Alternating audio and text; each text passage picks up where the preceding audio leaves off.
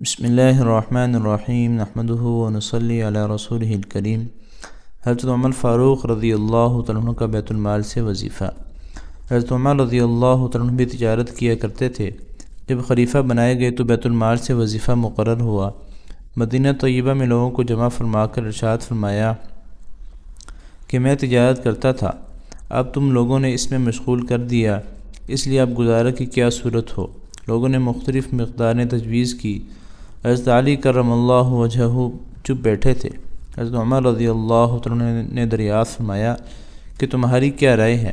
آپ نے فرمایا کہ توسط کے ساتھ جو تمہیں اور تمہارے گھر والوں کو کافی ہو جائے۔ حضرت عمر رضی اللہ عنہ نے اس رائے کو پسند فرمایا اور قبول کر لیا، اور متوسط مقدار تجویز ہو گئی۔ اس کے بعد ایک مرتبہ ایک مجلس میں، جس میں خود حضرت علی کرم اللہ وجہہ بھی تھے اور حضرت عثمان رضی اللہ عنہ، حضرت زبیر رضی اللہ عنہ، حضرت طلحہ رضی اللہ عنہ شریک تھے، یہ ذکر آیا کہ حضرت عمر رضی اللہ عنہ کے وظیفے میں اضافہ کرنا چاہیے کہ گزر میں تنگی ہوتی ہے، مگر ان سے عرض کرنے کی ہمت نہ ہوئی، اس لیے ان کی صاحبزادی حضرت حفصہ رضی اللہ عنہ سے، جو حضور صلی اللہ علیہ وسلم کی بیوی ہونے کی وجہ سے ام المؤمنین بھی تھی، ان کی خدمت میں یہ حضرات تشریف لے گئے اور ان کے ذریعے سے حضرت عمر رضی اللہ عنہ کی اجازت اور رائے معلوم کرنے کی کوشش کی، اور ساتھ ہی یہ بھی کہہ دیا کہ ہم لوگوں کے نام معلوم نہ ہوں۔ حضرت حفصہ رضی اللہ تعالی عنہ نے جب حضرت عمر رضی اللہ تعالی عنہ سے اس کا تذکرہ کیا تو چہرے پر غصہ کے آثار ظاہر ہوئے۔ حضرت عمر رضی اللہ تعالی عنہ نے نام دریافت کیے۔ حضرت حفصہ رضی اللہ تعالی عنہ نے عرض کیا کہ پہلے آپ کی رائے معلوم ہو جائے۔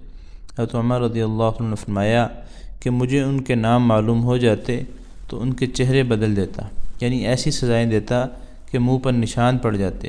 تو ہی بتا کہ حضور صلی اللہ علیہ وسلم کا عمدہ سے عمدہ لباس تیرے گھر میں کیا تھا؟ انہوں نے عرض کیا کہ 2 کپڑے گروی رنگ کے، جن کو حضور صلی اللہ علیہ وسلم جمعے کے دن یا کسی وفد کی وجہ سے پہنتے تھے۔ پھر فرمایا کہ کون سا کھانا تیرے یہاں عمدہ سے عمدہ کھایا؟ عرض کیا کہ ہمارا کھانا جو کی روٹی تھی، ہم نے گرم گرم روٹی پر گھی کے ڈبے کی تلچھٹ الٹ کر اس کو ایک مرتبہ چپڑ دیا تو حضور صلی اللہ علیہ وسلم خود بھی اس کو مزے لے کر نوش فرما رہے تھے اور دوسروں کو بھی کھلاتے تھے۔ فرمایا کون سا بسترا عمدہ ہوتا تھا جو تیرے یہاں بچھاتے تھے؟ عرض کیا ایک موٹا سا کپڑا تھا، گرمی میں اس کو چوہرا کر کے بچھا لیتے تھے اور سردی میں آدھے کو بچھا لیتے اور آدھے کو اوڑھ لیتے۔ فرمایا حفصہ ان لوگوں تک یہ بات پہنچا دے کہ حضور صلی اللہ علیہ وسلم نے اپنے طرز عمل سے ایک اندازہ مقرر فرما دیا اور امید یعنی آخرت پر کفایت فرمائی، میں بھی حضور صلی اللہ علیہ وسلم کا اتباع کروں گا۔ میری مثال اور میرے دو ساتھی حضور اکرم صلی اللہ علیہ وسلم اور حضرت ابوبکر صدیق رضی اللہ عنہ کی مثال ان 3 شخصوں کی سی ہے جو ایک راستے پر چلے۔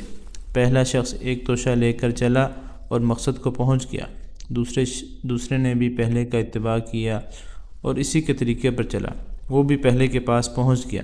پھر تیسرے شخص نے چلنا شروع کیا، اگر وہ ان دونوں کے طریقے پر چلے گا تو ان کے ساتھ مل جائے گا، اور اگر ان کے طریقے کے خلاف چلے گا تو کبھی بھی ان کے ساتھ نہیں مل سکے گا۔ فائدے میں شیخ صاحب لکھتے ہیں یہ اس شخص کا حال ہے جس سے دنیا کے بادشاہ ڈرتے تھے، کامتے تھے کہ زاہدانہ زندگی کے ساتھ عمر گزار دی۔ ایک مرتبہ آپ رضی اللہ عنہ خطبہ پڑھ رہے تھے اور آپ کی لنگی میں 12 پیوند تھے، جن میں سے ایک چمڑے کا بھی تھا۔ ایک مرتبہ جمعے کی نماز کے لیے تشریف لانے میں دیر ہوئی تو تشریف لا کر معذرت فرمائی کہ مجھے اپنے کپڑے دھونے میں دیر ہو گئی اور ان کپڑوں کے علاوہ اور تھے نہیں۔ ایک مرتبہ حضرت عمر رضی اللہ عنہ کھانا نوش فرما رہے تھے، غلام نے آ کر عرض کیا کہ عتبہ بن ابی فرقد رضی اللہ عنہ حاضر ہوئے ہیں۔ آپ نے اندر آنے کی اجازت فرمائی اور کھانے کی تواضع فرمائی، وہ شریک ہو گئے تو ایسا موٹا کھانا تھا کہ نگلا نہ گیا۔ انہوں نے عرض کیا کہ چھنے ہوئے آٹے کا کھانا بھی تو ہو سکتا تھا۔ آپ رضی اللہ عنہ نے فرمایا کیا سب مسلمان میدا کھا سکتے ہیں؟ عرض کیا کہ سب تو نہیں کھا سکتے۔ فرمایا کہ افسوس، تم یہ چاہتے ہو کہ میں اپنی ساری لذتیں دنیا ہی میں ختم کر دوں۔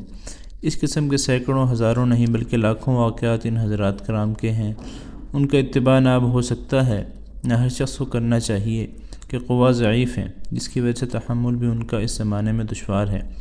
اسی وجہ سے اس زمانے میں مشائخ تصوف ایسے مجاہدوں کی اجازت نہیں دیتے جن سے ضعف پیدا ہو کہ قوتیں پہلے ہی ضعیف ہیں۔ ان حضرات کو اللہ جل شانہ نے قوتیں بھی عطا فرمائی تھیں، البتہ یہ ضروری ہے کہ ان کے اتباع کی خواہش اور تمنا ضرور رکھنا چاہیے کہ اس کی وجہ سے آرام طلبی میں کچھ کمی واقع ہو اور نگاہ کچھ تو نیچی رہے اور اس زمانے کے مناسب اعتدال پیدا ہو جائے کہ ہم لوگ ہر وقت لذات دنیا میں بڑھتے جاتے ہیں اور ہر شخص اپنے سے زیادہ مال و دولت والے کی طرف نگاہ رکھتا ہے اور اس حسرت میں مرا جاتا ہے کہ فلاں شخص مجھ سے زیادہ وسعت میں ہے۔